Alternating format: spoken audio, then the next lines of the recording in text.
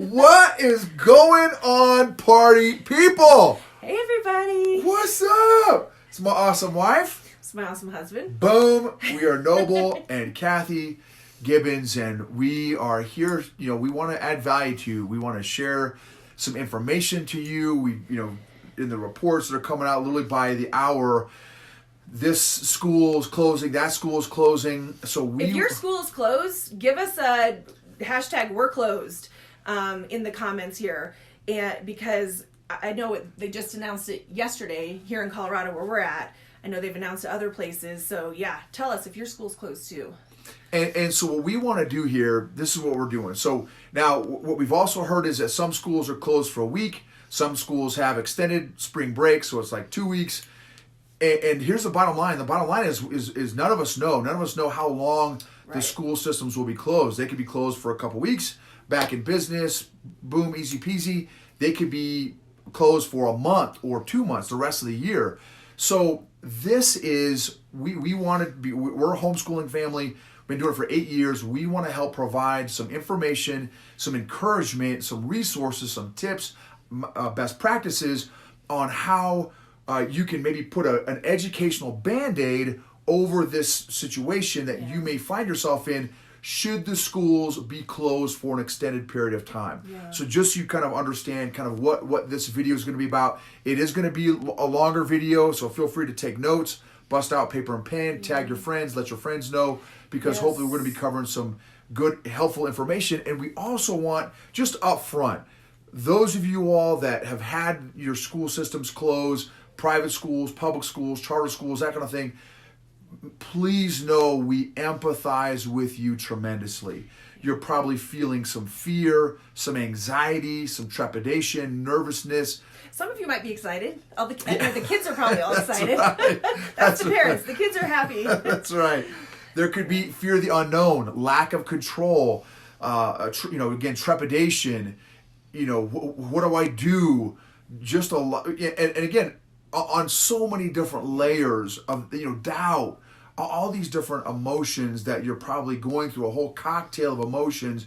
We want to help address some of these and give you some practical tips on what you can do in this situation to make the most of it. Yeah, because everybody's feeling something right now, right? We all are, and we just felt like this was one small way that we can come on and offer some encouragement, offer maybe some advice, offer what we have learned and how we've made this work for our family for 8 years. And I guess the first thing we want you to do is just take a breath, right? We're not spreading the message of everything's going to be okay, because obviously there's a lot of things that are changing that are different for everybody right now.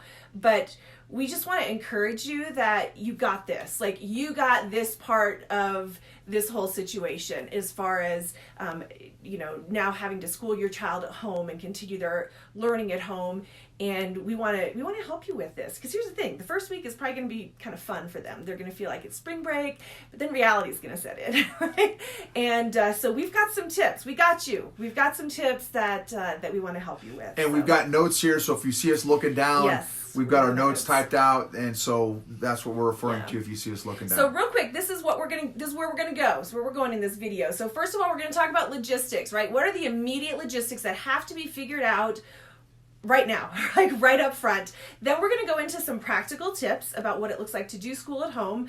We're going to talk about finding opportunity and some really neat opportunities that are available to you and to your family because of all of this. And then we're going to talk about some resources. We are part of an amazing homeschool community called Classical Conversations. And I went to them and said, all right, give me your best resources that we can share with these families who are now having to stay at home and are doing school from home, probably most or all of it online, and they showed up. I had over 100 comments, so we're still working on getting through them, but we are creating a webpage that you can go to that's going to list all the resources. There's not very many. I mean, there's some on there right now, but there's going to be more. And at the end of the video, we're going to talk about, for those of you who are thinking, because I've heard from some of you that said, actually I was kind of considering homeschooling anyways. And so we're going to talk about homeschooling full-time for those of you who are thinking, well, maybe I'll just continue to do this as an option for our family even after all the isolation and social distancing things have been lifted. So we'll share that at the very end. But real quick, if you want to find that resources page, and again, check back with us, because once we finish this video, I'm going to go add more. There's so many resources. The only place that we really had to post it is on our podcast page. Our podcast is all about emotional intelligence, so it really it's not education based, but it's the only place that we had to host this page. So if you go to eqforentrepreneurs.com/school at home, you will find our list of resources, and we'll put that in the comments as well. So and so again, just know that website has nothing to do with education. No. That was just our quickest way to do a quick page and stick all these resources. So it's going to be kind of like, well, why did they stick it here? Yeah, that's why. Yeah, we didn't have anywhere else to put it. Unfortunately, we're not super IT folks, so that was the easiest, quickest thing that we could do. Yes. Okay, so also, as when we jump in here, I just want to encourage you all that you can do this. Number one, you can do this. Number two, you're not alone. Right. You can do this, and you're not alone. So don't feel like, oh man, I've got this 30-minute video, how long this is going to be, and I've got to get it all in one shot. No, man, this is a process. We're here for you. There are literally there are 2 million homeschoolers across the nation. So there are plenty of people that are available for you in your local communities that you don't even know homeschool. Maybe there's homeschooling on the DL, secret squirrel homeschoolers, all right, that can add value to you. We just want to help where we're at. So yes, and if you are a homeschooler, reach out, make yourself available. Tell your friends and family, hey, can I help you? How can I help you? What do you need to make you feel comfortable now doing school at home with your family? Yes. So again, understand, the intent of this is not, hey, we're going to try to get you to homeschool or get you to use our program, whatever. That's not what this is about. We want to add value based on where you're at. Again, whether it's for a 2-week Band-Aid, a month Band-Aid, or for those of y'all that want to do it further, that's fine too. We just want to try and add value to folks that are across the country that are in this situation right now. All right, so let's jump into logistics. So, and some of these, y'all are already thinking about this stuff, right? Do you need childcare? And obviously some of this is going to be very different based on everybody's situation, based on the age of your child, based on your work situation. Maybe you can work from home, maybe you're off work, whatever. But figure out, do you need childcare? Do you have friends or relatives who can watch them, while you're working? Are your children old enough to stay alone? What parameters or safety things would you need to have in place if they were old enough to stay home alone? What other options are available? Can you swap off with another family, right? So really just look at, just take a minute and kind of do a brainstorm. Okay, what does our family need for our situation right now in terms of childcare, and what's available to us? How can we make this work for us? Next one is curriculum. So check out what your school systems currently have. Do they have some online courses? Do they have some other resources that, maybe some videos? They've got an internal website, that kind of thing that you can access, that you can use again as a Band-Aid for the next couple weeks or month or so. So what resources does your existing school system have that you can maybe take advantage of or capitalize on in the meantime? Because for a lot of you, your school's going to already have that figured out. They're going to already have your curriculum or some kind of online learning available to you. And if so, fabulous. That's easy. You can just plug right into that. Now, if you don't, because I have heard from some people where their school system does not, don't worry, we've got resources for you. Okay, so we'll get to that. Next one is scheduling, setting a schedule. What does that look like, right? So I was a public school guy. My awesome wife was a private Christian school background. And so it's schedules, right? Schedules, time, the bell rings at this time, that kind of thing. And here's the thing is, in this spot specifically, is give yourselves lots of grace and patience. And your kids. And figuring this out. So, because you're probably used to having a schedule and a timeline, maybe you have a schedule and a timeline. Figure out what is going to work based on your family situation during these kind of uncertain times. Another thing that you may want to consider is doing a routine instead of a schedule. Ooh, that's good. Okay, so yes, your kids are used to being in a routine. I want to talk about the difference between routine and schedule. So a schedule is when you do certain things at certain times, right? Okay, from this time to this time, we're doing this, and then at this time to this time, right? But a routine is when you say, well, we're going to do these things maybe in this order, but you're flexible with the time, right? So you wake up, you have breakfast, you have them make their bed, whatever, brush their teeth. Now a schedule says you have to do all of that by 7 a.m. A routine says you do that when you wake up, right? These things when you wake up. So some things to really think about when you're, again, doing school at home is that you want to probably have a set wake up time, but it doesn't have to be same wake up time that they've been using when they're at school. Maybe they just need extra sleep. Guess what? It's good for immunity. I know our daughter, we have a preteen. She needs all the sleep she can get. All of us need her to get all the sleep she can get. So that's a beautiful thing about having your kids at home is they can get the sleep that they need to be healthy and stay healthy. Still have a set bedtime. Again, it doesn't have to be the same bedtime that you had before, but just having one. Have set meal times. Have set times that they're working on school, right? But again, you get to figure this out for your family. What makes sense for your family? Maybe their school needs to be in the evenings after you get home from work. Maybe they spend the day with grandma and then you come home and you do school in the evenings. That's the beautiful thing is you get some flexibility with this, again, depending on what your school system has you doing. So and that was a great point, babe. So you may need to be thinking out of the box a little bit in this journey with homeschooling, which is, in my opinion, again, coming from an entrepreneurial background, we've both been entrepreneurs for a number of years now, we're used to kind of thinking out of the box. Well, as a public schooler, though, I was not used to it. I've only become used to it as an entrepreneur for over 2 decades now. So if you don't have that grid, this is going to be kind of a new thought for you, a new thing. So don't feel like you have to do what your neighbors are doing, or you have to do what little Johnny's classmate is doing at his home. Again, that's one of the beautiful things about homeschooling, home education, whatever, for these next couple weeks, months, whatever, is that you can customize it to your family based on your needs, based on your schedules, all those different things. You don't have to school from 9 to 3 or 9 to 4. Here's the other cool thing is,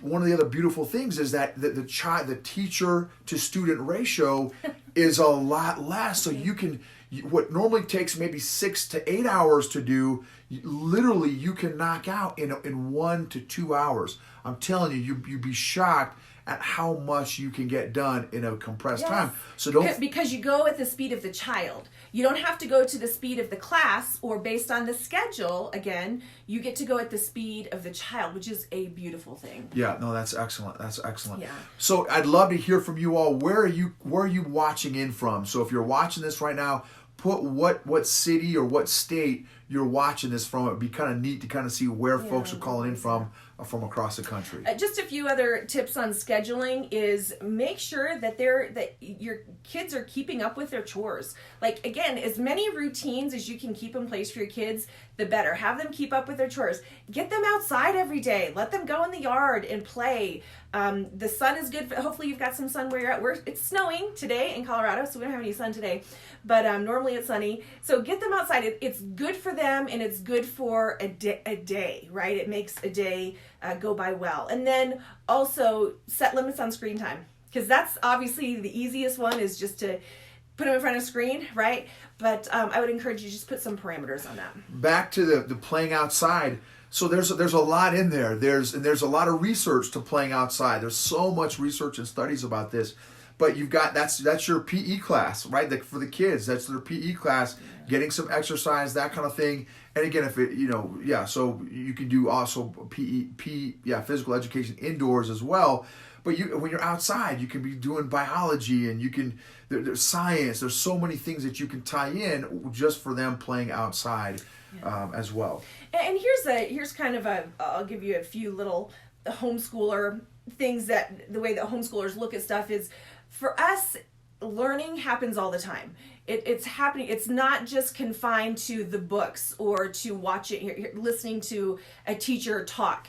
So playing outside is education, right? How can you make that educational? Maybe send them outside with a leaf identification book and let them identify the leaves in the backyard, or send them looking for bugs, right? There's so much that you can do that they are learning, even when it's not formal. Hashtag the world is our classroom. That's right. Okay, let's see. So I want to talk about opportunity. What? Not okay, yet? one other point that she's got on here that I want to make sure you hit too.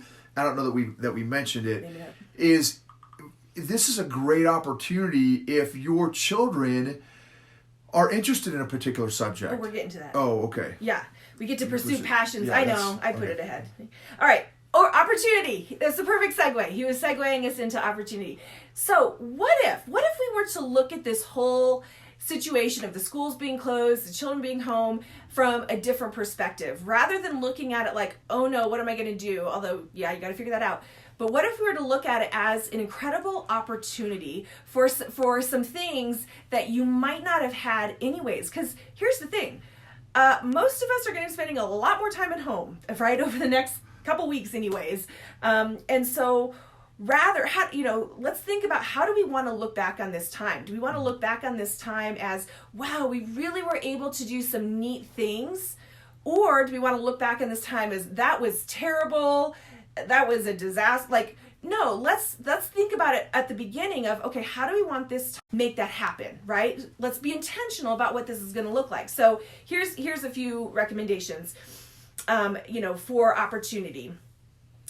What is a skill you've always wanted to teach your kids, but never felt like you had the time, right? What's a skill? Maybe you want to teach your kids how to cook, or how to bake, or how to clean the house. That's a good one. Maybe there's a building project. You've wanted to put a shed in the backyard. This is the perfect time to do those things. Maybe you want to teach them how to knit, or cross stitch, or sew, or paint, or something like that. This is a great opportunity to do that. You want to do that one? Yeah. So another one is, how about virtues? How about character issues? How about there's all kinds of. I mean, it's literally the next week, 2 weeks, 3 weeks is literally a white chalkboard. What do you want? A white chalkboard? A chalkboard? White? You know what I'm talking about? Dry erase board, whatever, old school. What do you want to teach your kids? And this isn't on one of the things there, but something to chew on. And this is kind of a 10,000 foot question, but I think it's so important when we are talking about our kids. Is, why are you educating your children? Ooh, that's good. Why are you educating your children? Give me a hashtag, why. Figure that out. It's so important. And what a great time to think about it. You've got time to reflect. You've got time to think. It's a really important question to keep in mind for your educational journey. So with your kids. Maybe one of the things that you need to work on with your kids is diligence, right? That's a great character trait to have. How about taking... That's what we're working on. Yes, we're working on. How about teaching your kids taking ownership of their education? That's a huge one. That our daughter's in 7th grade right now. That's been one of the themes that we've been working on with her, is taking ownership of her education. How about working on emotional intelligence? I'm just going to throw this in there because if you go to our link of resources, you'll see it's on our website for our podcast. We have a podcast about emotional intelligence where we teach entrepreneurs, leaders, and influencers. But guess what? Your kids need that too. Nowadays, more than ever, they need emotional intelligence. They need to know how to understand their emotions and relate to other people and all of that. So and what, real quick, what a great opportunity to talk about feelings and emotions in a very emotionally rich environment. Yes. Like what our country and our world is going through. I mean, again, what a great opportunity to work on and help them with what they're feeling. Yeah, that's right. And another thing is, how about involving them in reaching out to other families in your community, in your neighborhood that live right next door to you? Involve them in things that they can do to help and to be a blessing and to reach out and to make a difference. Because I know that for us, the best way to stop worrying about our problems is to help somebody else with theirs. right? And so that's one of the ways we did this video is how can we help somebody else right now? That's right. How about this? Is there something that you've wanted to accomplish, that your family has wanted to accomplish around the house? Cleaning the house, or painting a bedroom, or scrapbooking. Yeah, that's a great one. Scrapbooking. Learning a new language. Journaling. I mean, think about, again, the possibilities are endless, but maybe there's some projects around the house. Maybe, kids, you can help out mom with some projects around the house, or help out dad with some projects around the house. What are some things the fun projects you guys can do and knock out? Teach them how to change the oil, right? All of these are educational and learning and life skills. How about this one? Is there a special interest that your child has been interested in, but just has not had the opportunity to dive into deeper? This is one of the beautiful things about home education is you have the time to be able to do that. So maybe you've got a kid who's into robotics, or coding, or Lego building. Are there documentaries that they could watch? Again, there's so many resources. It's almost overwhelming nowadays how many resources there are online for any of these things. And again, if you didn't hear it, we are creating a page.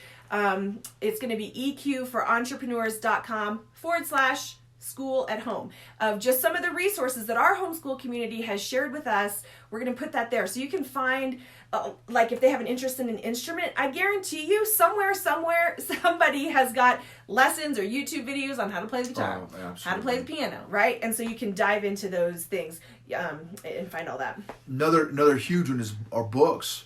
Libraries, again, if they're open, that kind of thing. Libraries, what books can you get from the library that maybe your children are interested in, that you can really, or help cultivate, stoke that fire of learning and really let them dive into some of their interests and passions. Yes. And most libraries have online learning too that you can get, and you can get either audiobooks or ebooks, videos and movies and stuff like that. So this is another big one that she's got in here, and I love this point. Family read aloud books that you can read together out loud as a family. There's actually a video on my personal Facebook page. Man, and I have to think about the hashtag. You can do maybe hashtag Andrew Pudawa in my Facebook page, and that's Pudewa, Andrew Andrew Pudawa, and find a YouTube, or not a YouTube video, a Facebook video on the power of reading out loud to your kids. It's a 30-45 minute video, and it is literally life-changing in terms of educating your kids and the power of reading out loud to your kids. And it is something your kids will never forget. I still remember every book that I have read out loud with our daughter. So it's cool. It's a cool family thing if you haven't ever done that. Even if your kids are getting older, it's not just for little kids who can't read yet. It's for kids who can read for themselves. Still, read alouds are important. Okay. Also, do you have a child who could really use some one-on-one time with you, right? Who maybe their love language is quality time, or they've just been feeling distant, or maybe they're kind of afraid right now because of everything that's going on. Take the opportunity to spend time with them. Give them some special love, some special interaction. Maybe you do something special with just that child. Make time for play with them. Netflix and chill. Like, our family's all about that.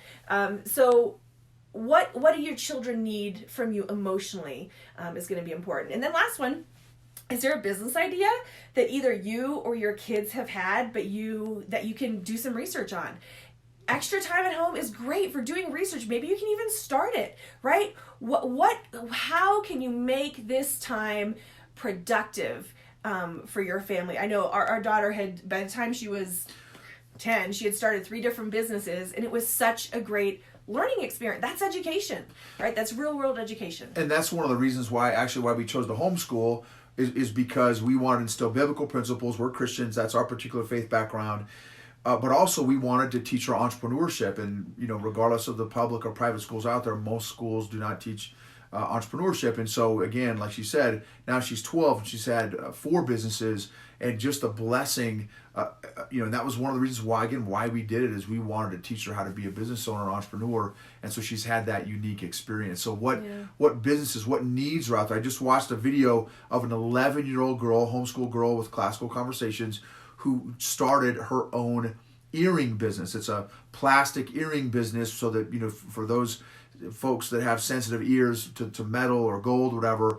These are, anyway, just thought, and she was just giving her presentation to a group of other students on her business idea, right? So what businesses maybe do your kids want to start? What are their interests? What needs are out there in the community or in the world that maybe your children, you guys could start maybe a little family business together? Yeah. So last year, as we're wrapping up, this part will be for those of you, if you think that you might be curious about full-time homeschooling, right? Maybe you've been thinking about it. Maybe you're wondering what it would be like or what it's all about. This last part of this video is we're going to just kind of talk about that. And so a couple things. Number one to know is that there are a ton of resources. So many. A lot of times people, when they're new to looking at homeschooling, they think, well, where do you get your curriculum? How do you know what to do? And the answer is, oh my goodness, what I always tell people is prepare to be a little overwhelmed, because there's a lot. There's so many resources, which it can be overwhelming, but the beautiful thing about it is it's good because nobody knows your child like you, right? You know your child the best. You know how they learn. You know what kind of things light them up, where they struggle. And so you get to pick the curriculum that's perfect for your child. And so there's some that are really good if your child is a visual learner or maybe an auditory learner, or they need to have things for their hands to do. There's curriculum that they have everything, all the different subjects. Or sometimes you'll pick this curriculum for math and this curriculum for science, and you'll create customized program for your child. So just know there's so many opportunities, not just with curriculum, but also there's co-ops, there's groups of homeschoolers that get together to provide for the socialization. There's homeschool sports groups. A lot of different states, just depends on your state, allow homeschoolers to participate in programs at the public school, either it's sports programs or science programs, whatever. There's so much that's available. And if and when you all decided to dive into this world, it absolutely can get overwhelming very quickly. So to quote a classical artist, this classical musician, a guy by the name of MC Hammer, whoa, you got to pray. Just make it today when you jump into the homeschool world of all the resources. And another way to look at it, so boom, I got my thumbs up here. On one end, you can pick, again, it's whatever. There's so many styles out there. What flavor do you want? So on one end of the spectrum, of the homeschooling spectrum, you can literally almost set up public school at home, where you've got the textbooks and the worksheets and that kind of thing. And then on the far other end, you've got something that's called unschooling, where it's you go with the flow of your kid, that kind of thing. And there are so many other options in between there. So again, for us, we use classical conversation. So we use a classical approach to educating our kid. And so you just got to figure out, what are you looking for your children, either, again, as a temporary solution, or for those you all that are looking for more long-term, as a longer-term solution. And just, homeschooling is legal in all 50 states. Now, each state has different laws and requirements. A resource that I recommend is HSLDA.com, I think is their website. Stands for Homeschool Legal Defense Association. If you go to their website, you'll find your state, and you'll be able to find what the laws are for the state that you are in. Great organization. And another great resource, just for those of you all that want to just do more research about, what on earth is this home education deal? And honestly, this is no kidding. I literally thought when we were first talking about homeschooling, like it was straight denim jumpers and hair buns. And not man buns, but and there's nothing wrong with that for those of y'all that are rocking denim and hair buns, but I thought it was straight Little House on the Prairie people. That's literally my understanding of homeschooling. Like, I'm going to walk into people carrying buckets and one-room schoolhouse people. Wearing bonnets. Wearing bonnets and stuff. And I have tattoos, and so... We're not those. We're not that. But anyway... you can find your tribe, right? Yes. You can find your tribe, you can find your community, you can find those out there that are homeschooling. There's Christian homeschooling, there's secular homeschooling, there's every brand and version that you can imagine. So, anyways, and last thing, homeschooling is available to you regardless of your family situation. A lot of people think, it's only going to work if we have a stay-at-home mom that can homeschool the kids. I'm telling you, You can do it if you're a working mom, if you are a single parent, if you have a special needs child. Noble has done interviews of people who are homeschooling their children in all of those situations and more. So just know there's a way to make it happen. Yeah, you can absolutely make it work. So again, just to reiterate, I would also encourage you to pray about it, but you are not alone in this journey, and you can do this. You are not alone, and you can do this. And reach out again, whether it's to us, if you have questions. Well, how do I do this, or where can I go for this? And again, Kathy put together this resource page at eqforentrepreneurs.com/ School at home. School at home. And again, it that's just happens to be our podcast page, but it's about education. That was just the easiest spot for us to stick it at right now. But there's a lot of resources on there, but don't hesitate to reach out. It doesn't have to be us. If you know other homeschooling families, reach out to them. Hey man, how does this work? How do I do this? Where do you homeschool? What part of the house do you homeschool? Yeah, do I need a school room to be able to do this? And I'll tell you, no, our homeschool room is our couch. But some people have homeschool rooms where they dedicate just to schooling. So yeah, please reach out. You're not alone, and I promise you they'll be happy to help you. If you feel like this has added value to you, we'd love to hear your comments in the threads below. Please share this with maybe other friends or family that may be in a situation where they're thinking about, man, what am I going to do? And any way that we can help, again, we're available. We've got a great, amazing network.